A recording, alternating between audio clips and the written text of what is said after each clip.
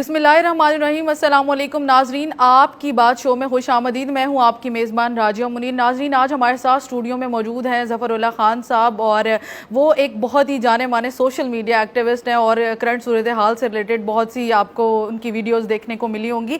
ناظرین، پاکستان میں اس وقت بہت بے چینی اور بے یقینی کی صورتحال جو ہے وہ چل رہی ہے۔ ہر جگہ پروٹیسٹ ہو رہے ہیں اور جو حکومتی بینچ ہیں ان میں بھی کافی حد تک بے چینی جو ہے وہ پائی جا رہی ہے۔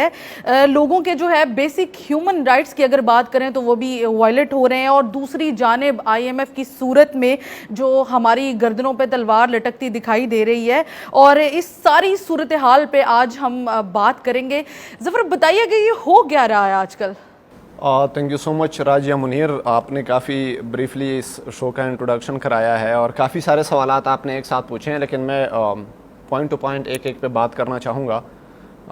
دیکھیں، سب سے پہلی بات کہ اس ملک کے اندر جتنے بھی مسائل ہیں، آپ نے پروٹیسٹس کی بات کی ہے، آپ نے رائٹس کے وائلیشن کی بات کی ہے، اوپر سے آئی ایم ایف کے ساتھ جو ہمارے مذاکرات اس وقت چل رہے ہیں، اور ہماری اکانومی جو ہے وہ وینٹیلیٹر کے اوپر ہے۔ بڑی ایک خوفناک قسم کی صورتحال ہے اس ملک میں۔ یہ ساری کی ساری چیزیں میں سمجھتا ہوں کہ لنک کرتی ہے ایک پولیٹیکل انسرٹینٹی کی سے لنک کرتی ہے۔ یہاں پہ سیاسی ماحول اتنا پیچیدہ ہے۔ آپ کے وفاق میں جو گورنمنٹ بیٹھی ہوئی ہے، اس گورنمنٹ کے پاس وہ مینڈیٹ نہیں ہے، وہ اتھارٹی نہیں ہے کہ وہ بولڈ فیصلے لے سکے، دلیرانہ فیصلے لے سکے، یا لوگوں کو کسی طریقے سے کمپنسیٹ کرنے کی کوشش کر سکے۔ تو یہ ساری کی ساری چیزیں، مجھے لگتا ہے، یہ میرا اوپینین ہے کہ یہ ساری لنک کرتی ہے آپ کی پولیٹیکل انسرٹینٹی کی وجہ سے۔ بہت زیادہ بے چینی ہے آپ کے پولیٹیکل نظام کے اندر، اور بہت زیادہ بے یقینی کی صورتحال ہے۔ نظام بڑا درہم بھرم ہوا ہوا ہے، درہم برہم ہے، کسی بھی طرح سے کوئی بھی اگر آپ سچویشن دیکھیں وہ بالکل بھی پوری نہیں ہو پا رہی۔ That's a point. اب اس ملک کے اندر پچھلے تقریباً کچھ مہینوں سے لوگ سراپا احتجاج ہے۔ آپ جس صوبے کی بھی بات کریں، اس صوبے سے لوگ احتجاج کے لیے اٹھے ہوئے ہیں۔ ریسنٹلی ہم نے کچھ ایگزامپلز دیکھی، کشمیر کے اندر بڑے وائلنٹ قسم کے پروٹیسٹ ہوئے ہیں، اور وہ مین اسٹریم میڈیا سے کمپلیٹلی غائب تھے۔ ایک تو ہمارا میڈیا کا جو رول ہے یہاں پہ، اس کی سرزنش جو ہے وہ بنتی ہے کہ ہم نے جتنی بھی چیزیں دیکھی ہے، جتنی بھی ہم نے چیزیں دیکھی ہے، یا جو بھی ہم نے حالات دیکھے ہیں وہاں کے بڑے وائلنٹ قسم کے حالات ہم نے دیکھے ہیں، وہ ساری کے سارے سوشل میڈیا کے تھرو ہم تک آئے ہیں، اور مین اسٹریم میڈیا نے کمپلیٹلی اس ایشو کو نیگلیکٹ کیا تھا۔ حالانکہ ان کے جو رائٹ، جو پروٹیسٹ جس چیز کے لیے کر رہے تھے، پاکستان کے لیے بہت ایک اہم مسئلہ ہے، مسئلہ کشمیر، اور کشمیر ہمیشہ سمجھا جاتا ہے کہ پاکستان کا ایک شہ رگ ہے، اور پاکستان بہت زیادہ امپورٹنس دیتا ہے آپ کے انڈیا کے ساتھ مسئلے بھی کشمیر کو لے کے اور جو ہے ہر وہ چل رہے ہوتے ہیں۔ سیاستدان کی جو تقریر کا حصہ ہے وہ مسئلہ کشمیر سے، کتنا امپورٹنس ہے یہیں پہ آپ حساب لگا لیں۔ یہیں پہ ایک دو چیزیں جو ہے وہ ظاہر سی بات ہے کہ وہ لوگ بجلی کے لیے ایک تو کر رہے تھے کہ ان کو بجلی جو ہے وہ وہاں پہ بڑی ایکسپینسو ملتی ہے۔ یاد رکھیں، پاکستان میں جہاں پہ بھی ایک نیچرل ریسورسز پائے جاتے ہیں، وہ چاہے پانی ہو جسے آپ بجلی بناتے ہو، یا باقی منرلز آپ کے پائے جاتے ہیں، تو اس میں ایک لیوریج دیا جاتا ہے مقامی آبادی کو، کہ اس مقامی آبادی کو اس ریٹ پہ وہ چیزیں واپس نہیں ملتی، مطلب کم ریٹ پہ جو ہے وہ ان کو دستیاب ہوتی ہے، ان کے پاس ایک لیوریج ہوتا ہے گورنمنٹ کی طرف سے، ان کے اپنے ایک شیئرز اس میں بنتے ہیں۔ گندم بہت بڑا ایک مسئلہ رہا ہے، اس کی سبسڈی کی بات کر رہے تھے، بالکل کشمیر کے کسانوں نے وہ ایک الگ ٹاپک ہے، لیکن کشمیر پروٹیسٹ جو ہو رہے ہیں اس میں بھی گندم پہ سبسڈی کا انہوں نے ایک ڈیمانڈ کی تھی کہ گندم پہ جو ہے وہ سبسڈی دی جائے۔ اور یہ پروٹیسٹ ایسا نہیں تھا کہ یہ پہلی بار کوئی کشمیر کے اندر پروٹیسٹ ہو رہے ہیں، یہ پروٹیسٹ جو ہے وہ پہلے بھی جو ہے وہ ہو چکے ہیں، لوگوں نے کھمبے اکھاڑے ہیں، لوگوں نے جو ہے وہ بلز جو ہے وہ جلا دیے تھے، کیونکہ بجلی وہاں پہ بہت زیادہ ایکسپینسو دی جا رہی تھی، جبکہ کشمیر سے جو ہے وہ آپ اچھا خاصا بجلی بناتے ہو۔ اور سیم اس بجلی کی ایشو کو لے کے کے پی کے گورنمنٹ جو ہے وہ اس وقت وفاق کے اوپر چڑھائی کر رہی ہے کہ ان کے بقایا جات ان کو نہیں مل رہے ہیں، اور بڑی جو ہے وہ ایک گرما گرمی ہمیں دیکھنے کو ملتی ہے۔ تو یہ پروٹیسٹ پہلے سے چل رہے تھے، ابھی تھوڑی سی ان کو ہائپ ملی اور بڑے وائلنٹ ہوئے تھے۔ میں سوشل میڈیا پہ کچھ کلپس دیکھ رہا تھا کہ لوگ، عام جنتا، عام پبلک، پولیس والوں کو پکڑ پکڑ کے پہاڑوں سے نیچے گرا رہی ہے، پولیس والے ان پہ شیلنگ کر رہے ہیں، آنسو گیس جو ہے وہ اس کا استعمال کیا جا رہا ہے۔ دیکھیں، سننے میں آتا تھا کہ کبھی کہیں پہ پولیس جو ہے وہ ان سب چیزوں کا حصہ بنتی تھی، لیکن اب عوام اس قدر فرسٹریٹ ہو چکی ہے، عوام کو ایکچولی فرسٹریٹ کر دیا گیا ہے۔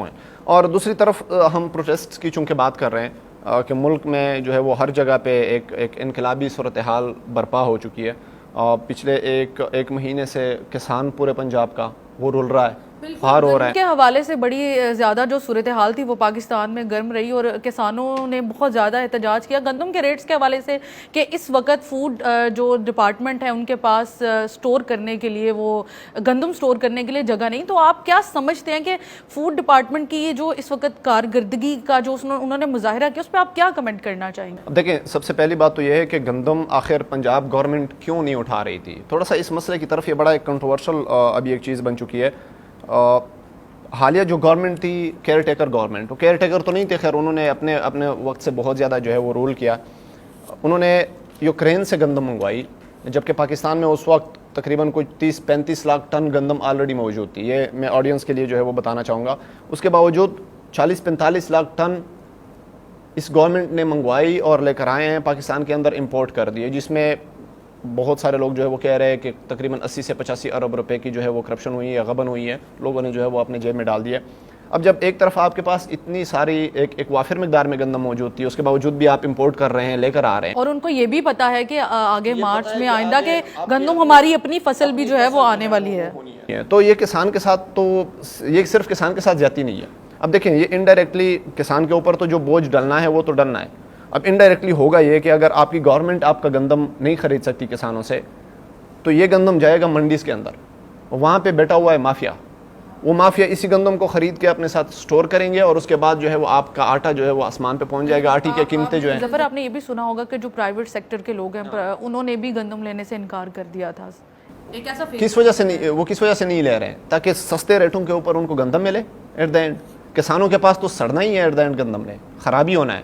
تو خراب ہونے سے پھر کسان یہی سوچے گا کہ اگر میرے پاس ایک پورا سال میں نے اس پہ محنت کی ہے, 6 مہینے میں نے سیزن جو ہے وہ محنت کی ہے, تو میں کسی بھی ریٹ پہ جو ہے وہ اس کو بیچ دوں, چاہے مجھے تھوڑا سا نقصان ہو جائے. اور وہ مافیا اس چیز کا پھر فائدہ اٹھاتا ہے, کم ریٹس کے اوپر گندم یہ اٹھائیں گے, اس کے بعد اپنے ساتھ سٹور کریں گے, اپنے ملز جو ہے وہ بھریں گے, اور ایٹ دا اینڈ ہوگا کیا کہ اس سے جو ہے وہ مہنگے داموں واپس بیچیں گے آٹے کی شکل میں. پنجاب میں جو گندم کا ریٹ تھا وہ 3,900 روپے فی من مقرر کیا گیا تھا, لیکن کسانوں کا موقف تھا کہ جو مارکیٹ میں اس کی قیمت ہے وہ 3,200 سے جو ہے وہ اس کے درمیان چل رہی ہے, اور امید کی جا رہی ہے کہ آئندہ بھی اس میں کم ہو. لیکن ان کا یہ بھی ایک کہنا تھا کہ ہم لوگ سارا سال بجلی استعمال کرتے ہیں, 3 طرح کا پانی فصلوں پہ لگتا ہے, کھاد, یہ ساری چیزیں ایکسپینسو ہوتی ہیں.